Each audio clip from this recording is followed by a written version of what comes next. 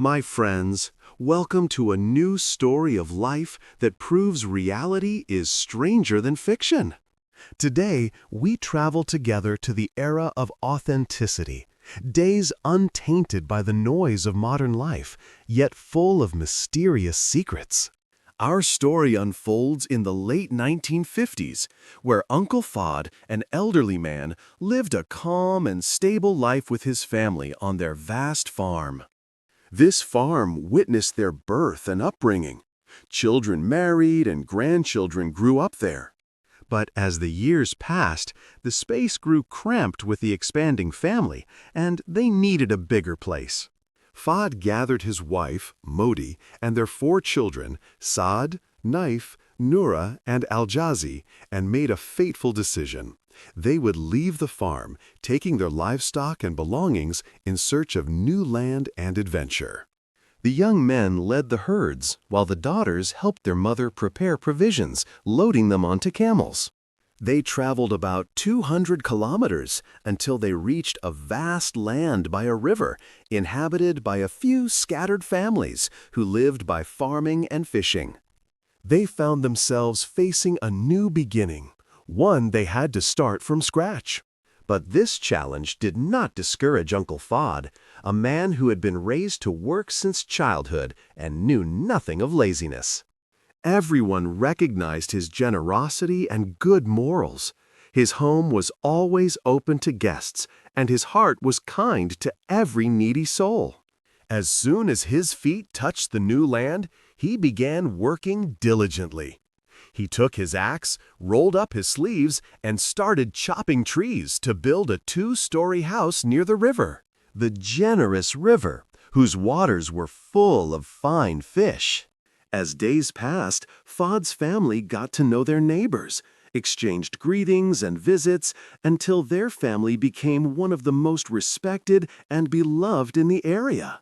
Fod would wake early every morning, have breakfast with his sons Saad and Naif, then head to the farm to work. Their most notable work was crafting wooden boats to transport the farm's produce, grains, meat, tobacco, and animal hides to sell in neighboring villages. They would return at sunset exhausted, finding Modi had prepared dinner and the daughters cleaned the house, and they all sat together in a warm family atmosphere. But this peaceful life did not last forever. About 5 years later, on one night, Fod forgot something important at the farm and had to go out late at night. As he walked between the cornfields in the quiet night, he noticed something black sitting motionless among the crops.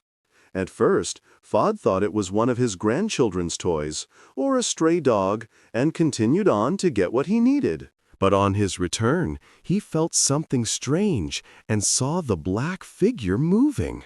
As he approached, he was shocked. It was a massive black dog, deformed, with broken bones and an unsteady gait. Luckily, Fod had his rifle, aimed at the dog, and fired. But the dog didn't fall. It ran with extraordinary speed between the trees and vanished. Strangely, when Fod followed its trail, he found no sign that a creature had passed. No footprints, no broken branches. After this incident, things began to change in the family house. One night, after everyone had gone to sleep, Fod heard a loud knocking at the door. He thought it was a neighbor needing help, so he got up and opened the door, but found no one. Minutes later, the knocking returned. So his son Saad got up and opened the door, but again found no one. Then suddenly, the sound moved around the entire house, as if someone was circling it, hitting the walls. Fod thought it was some people trying to disturb them and decided to set an ambush, but the sound did not return that night. A month passed since these events, and one night, Fod's children slept in their room on a wooden bunk bed. Suddenly, Naif woke up to a sound like a mouse gnawing on the bedpost. He woke his brother Saad, and they searched the entire room, but found no trace of a mouse or any broken wood. When they returned to sleep, the sound returned, louder and faster, as if gnawing madly. The sun rose, and Saad and Naif agreed not to tell the rest of the family so as not to scare them. The next night, exhausted from work and lack of sleep, they heard a blood-curdling sound, heavy breathing from under the bed, as if someone was suffocating, accompanied by scratching nails on the wood. In the morning, Naif could not bear it anymore and told the whole family. From that moment, no family member could sleep peacefully in that house. Fahd decided to confide in an old neighbor he had known for years, so he went to him and told him everything. The neighbor knew Fahd as an honest and serious man, so he decided to stay with them that night. But as midnight came, the neighbor fled in terror, unable to bear what he saw and heard. The news spread across the village, and the villagers' reaction was admirable. Everyone stood with Fahd's family. Some families volunteered to stay with them to ease their fear. Strangely, the terrifying sounds and phenomena continued even with guests present.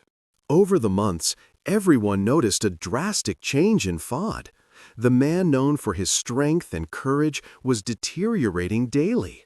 His eyes darted during speech, he lost focus, his facial muscles twitched, then he fell into episodes of unconsciousness. His wife Modi and family felt like strangers in their own home, with no peace, no safety, and no way to explain what was happening. People began accusing their neighbor, Nasser, a peculiar, unlucky woman whom no one liked, and who used strange, incomprehensible words. She strongly denied the accusation, saying she had nothing to do with the events. Imagine, this terror lasted for a full 3 years. The family began to live with the fear until it became routine in their lives. But Fahd's health deteriorated daily. His appearance changed completely, and his convulsions increased. One day, Fahd called his wife Modi and said, "I feel something inside tormenting me, something tormenting me to death." His wife comforted him and called their daughter Noura to fetch eggs from the chicken coop. Despite the late hour and bad weather, Noura went out with a basket. On her way to the coop, she heard footsteps behind her. She ignored them and continued on her path. On her return, she saw a woman dressed entirely in a black cloak, standing near the house, walking slowly with her head lowered. Noura greeted her, but the woman did not respond. Suddenly, coldly, the woman pulled off her head covering, threw it to the ground, and began cutting her hair and tossing it on the ground. Noura ran terrified to the house, and when her sister Aljazi opened the door, she saw the horrifying sight and was shocked. Then the strange woman turned, followed by 3 children with indistinct faces, and they disappeared into the fields. After some time following this incident, an even stranger event happened to Fahd himself. One day, he asked his son Naif to take him to the old farm. As they walked, Fahd suddenly placed his hand on his face as if blocking a blow. Then his back bent terrifyingly, and he fell to the ground writhing. When Naif approached to help him, he heard a scream so loud it seemed to come from the belly of the earth. He quickly fetched his brother Saad, and they carried their father to the room. They thought it was a normal fit, gave him medicine, and covered him. But the next morning, they discovered Fahd had passed away. After Fahd's death, all the strange sounds and phenomena in the house and farm ceased. Some neighbors confirmed they saw a massive, strangely shaped black dog circling the house after Fahd's death. Don't forget to subscribe to the channel. And now, let's move on to the next story. After graduating from my first year at university, I decided to leave the dorm and look for off-campus housing. After a long search, I found a shared apartment consisting of 3 buildings close to each other. Most residents were students my age, except for one eccentric student. This student lived in the second building, but would come to our building's kitchen, standing and staring at us without cooking, eating, or speaking. His gaze was filled with malice and hatred, especially directed at me. One night, while going to the bathroom, I opened my door to find him standing in the hallway, right opposite my door. He didn't speak or move, just slowly turned and walked away.